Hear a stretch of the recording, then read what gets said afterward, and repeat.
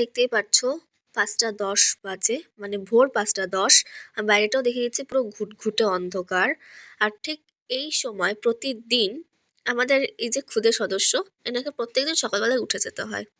মানে তোমরা যার ভিডিও রেগুলার দেখছো, সে আগে যখন ছোট ছিল আমাদের ডাকতো, আমরা আসতাম, তারপর উঠতো।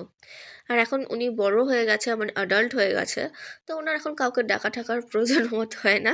উনি একা একাই উঠে চলে আসে আর আমাদের গুড মর্নিং উইশ করে দেন উনি খাবে। আর ওনার শুরু হবে WWE খেলা। মানুষের সাথে মানুষের WWE খেলা তো দেখেছো, কখনো বিড়ালের সাথে বিড়ালের WWE খেলা দেখেছো? দেখলে অবশ্যই আমাকে কমেন্টে জানিও। আর এই যে দাদা খাচ্ছে, মানে ও দাদা যখনই খাবে তখনই ওর ব্যাঘাত ঘটাতেই হবে, এটাই ওর মূল লক্ষ্য। আবার ভয় পাক যাই হোক, দাদার কাছে এসেই আবার আশ্রয়টা নিতে হবে। এ দেখবে একটু বাদে এসেই আবার দাদার পাশে এসে বসে পড়বে। এই টাইমটার মধ্যে দাদা বোনে দুজনেরই খাওয়া হয়ে যাবে। আর খাওয়ার পরেই এনাদের শুরু হয়ে যাবে এই WWE খেলা।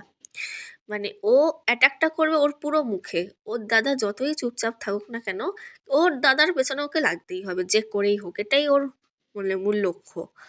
আর ওর দাদা ওর সাথে এরকম করবে, ওকে যদি বলা হয় তুমি ছেড়ে দাও ওকে, ও তো ছোট, ওর সাথে এরকম করেন, ওকে ছেড়ে দাও, ওর দাদা দিব্যি ওকে ছেড়ে দেবে। কিন্তু তাতে তো ওর কিছু যায় আসে না।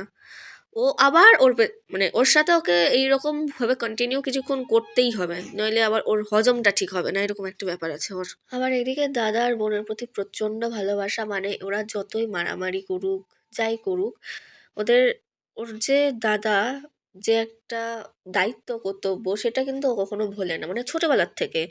ওর মা তো থেকেও নেই এক কথাই বলা চলে, মানে মা ছোটবেলার থেকেই পালিয়ে পালিয়ে বেড়ায় বাচ্চার থেকে, জানি না কেন করে এরকম।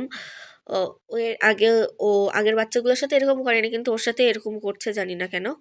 ওর দাদা ছোটবেলা থেকে ওকে এত আগলে আগলে রেখেছে, মানে ধারণার বাইরে। এত সুন্দর করে ওকে গুছিয়ে রাখে, খুব সেটা মানে মুখে প্রকাশ করা যায়, মানে এত সুন্দরভাবে ও রাখে। আর এদিকে 5টা 32, আর ওনারা এখন ঘুমোবে। এদিকে ভোরের আলোও ফুটে গেছে, তো সবাইকে গুড মর্নিং।